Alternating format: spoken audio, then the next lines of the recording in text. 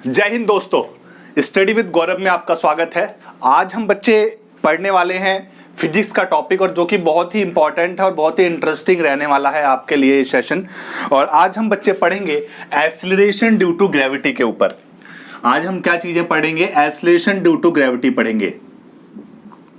Acceleration due to gravity, इसे हिंदी में कहा जाता है गुरुत्वीय त्वरण। क्या कहा जाता है इसे हिंदी में बच्चे?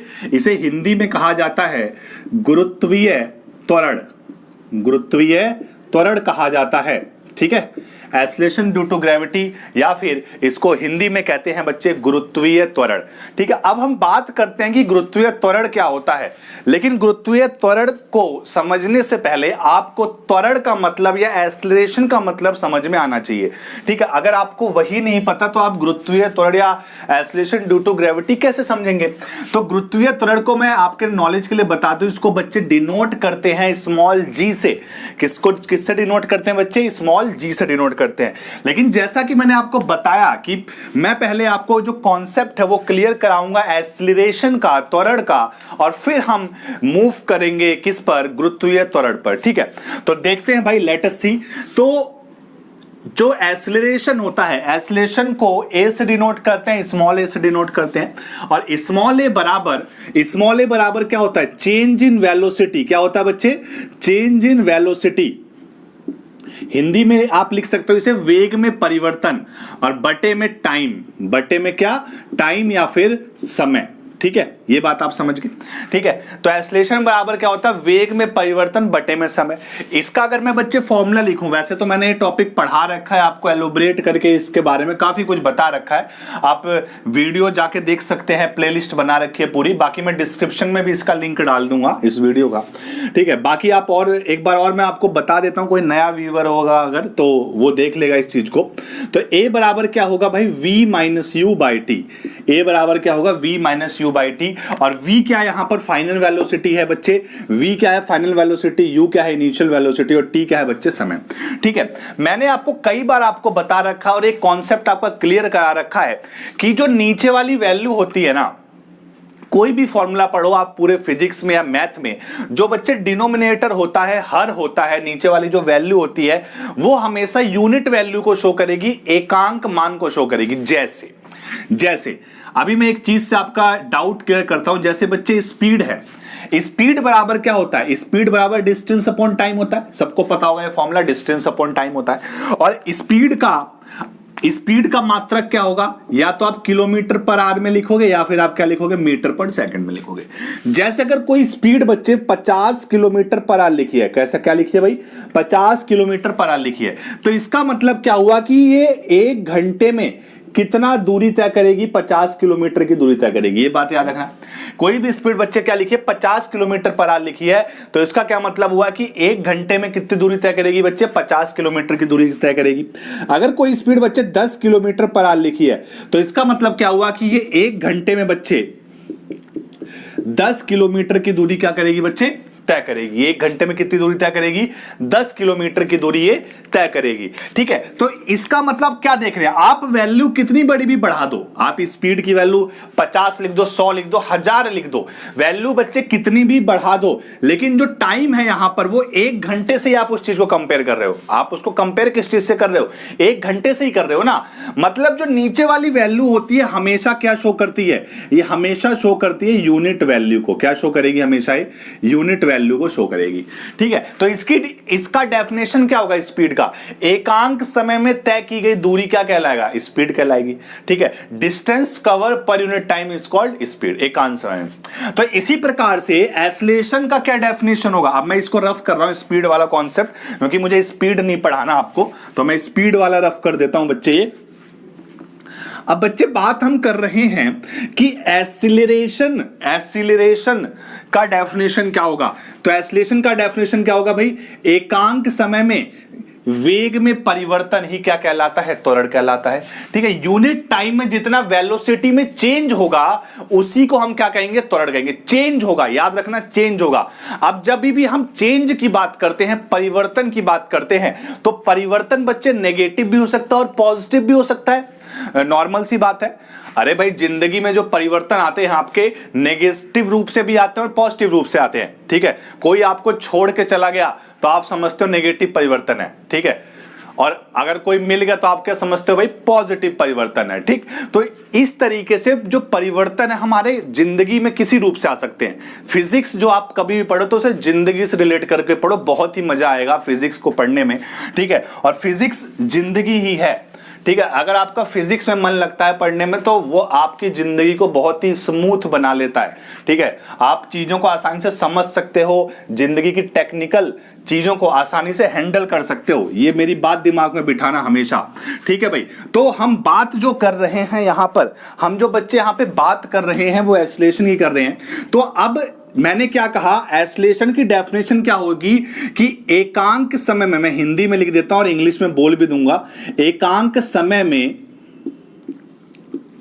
वेग में परिवर्तन, एकांक समय में वेग में परिवर्तन क्या कहलाता है, वेग में परिवर्तन क्या कहलाता है बच्चे, एसिलरेशन कहलाता है, त्वरण कहलाता है, ठीक है।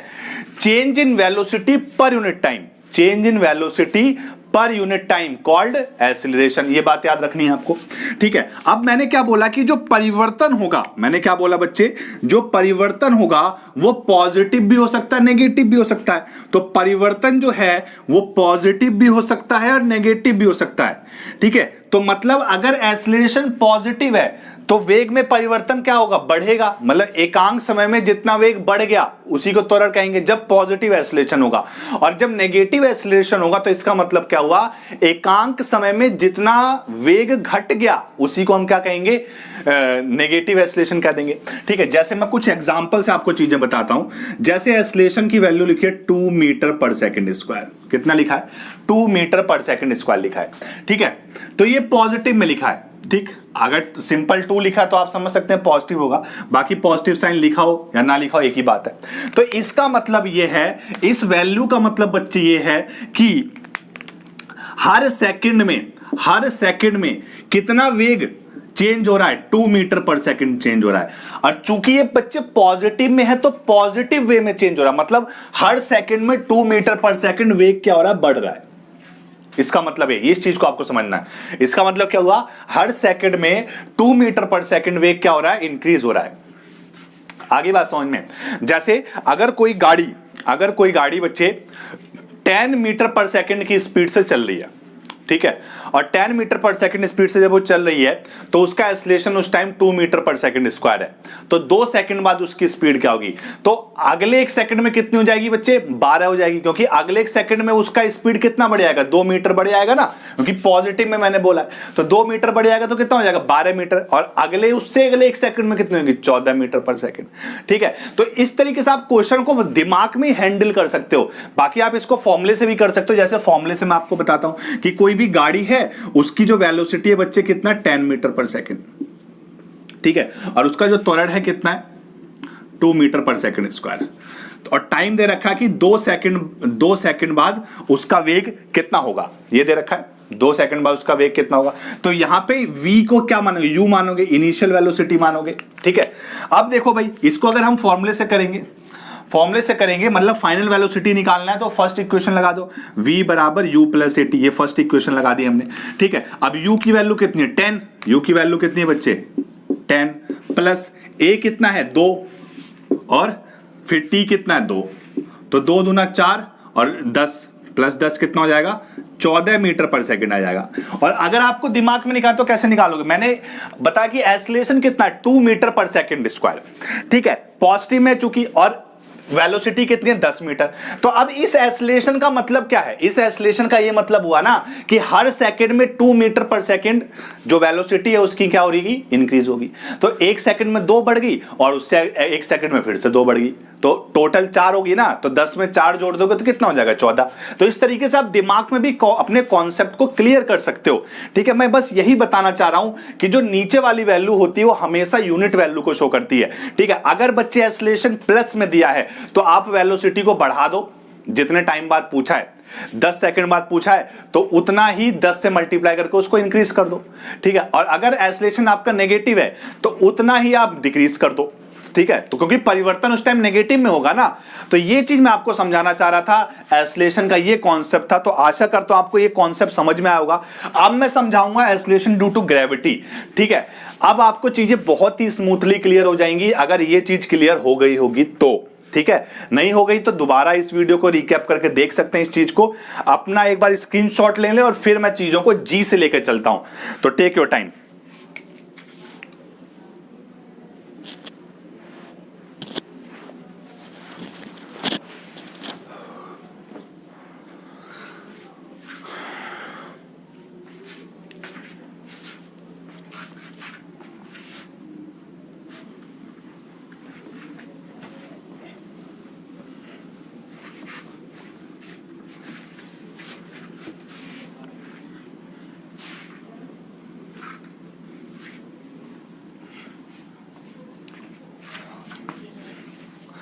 अब बच्चे हम बात कर रहे हैं यहां पे स्मॉल जी की।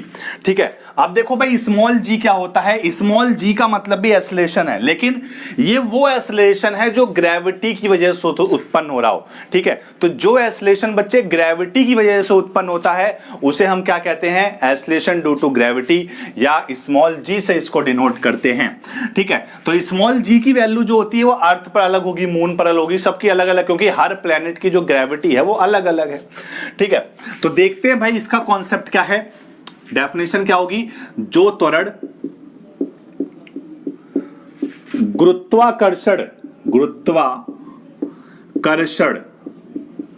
की वजह से उत्पन्न होता है,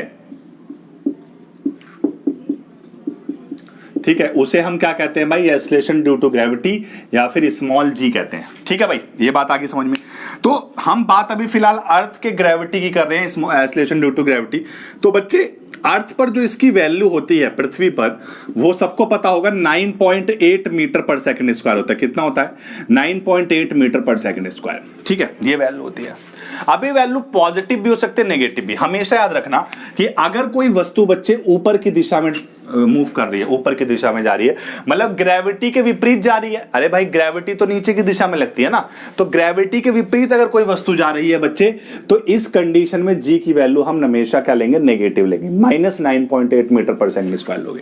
और अगर कोई भी वस्तु बच्चे नीचे की तरफ आ रही है तो ग्रेविटी की दिशा में आ रही है, तो इस कंडीशन में हमेशा जी की वैल्यू आप प्लस में लेंगे, प्लस का 9.8 मीटर पर सेकंड स्क्वायर। ठीक है, इस तरीके से आप चीजों को देखेंगे। ठीक है, एक काम करता हूं मैं, ये प्लस वाला जो है वो इधर लिख देता हूं, फिर आपको चीजें और आसानी से समझ में आ जाएंगी।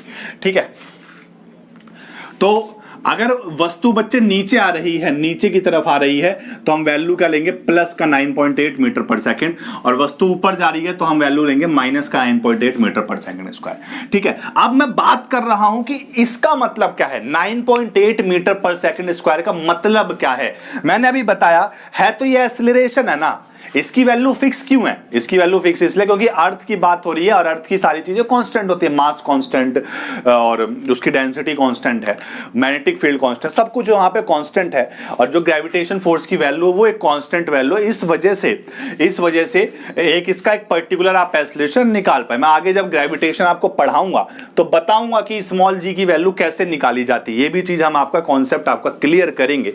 सारी चीजें आपको इस चैनल पर मिलती रहेंगी, और अगर चैनल पसंद आता है, वीडियो की क्वालिटी अच्छी लगती है, कंटेंट अच्छा लगता है, ठीक है, तो आप वीडियो को लाइक, शेयर और चैनल को सब्सक्राइब जरूर करें। मैंने पहले दिन ही, जब मैंने पहला वीडियो बनाया था, मुझे याद है, तो मैंने पहले दिन ही कमिटमेंट किया था आपसे कि इस चैनल पे मैं कंटेंट की चोरी नहीं करूंगा। ठीक है, आपको कंटेंट इतना दे दूंगा कि आपको बुक्स में भी ढूंढोगे ना तो एक बुक में नहीं मिलेगा वो कंटेंट, इतना कंटेंट निकाल के आपको दे दूंगा।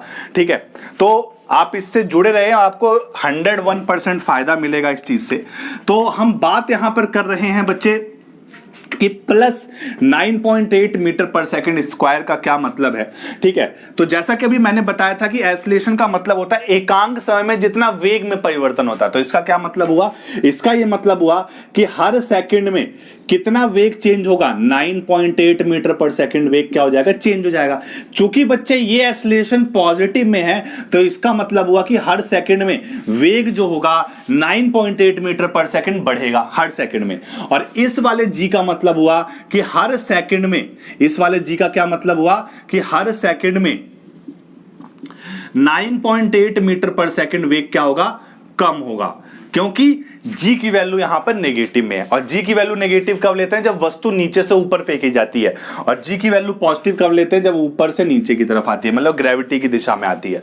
ठीक है, ये चीज आपको समझनी है। जैसे मैंने बोला कि मैंने कोई वस्तु छत से गिराई, छत से ऐसे फ्री फॉल कर दिया, गिरा दी छत से, और वो जमीन पर जब टच कर रही है, जिस टाइम पे जमीन को टच कर रही है, तो उस टाइम 2 सेकंड बीत जाते हैं। जमीन को टच करने में उसे 2 सेकंड लगते हैं। तो जमीन पे जब वो टच कर रही है तो उसका वेग क्या होगा उस टाइम पे, जब at the time of touch, at the time of contact to the earth.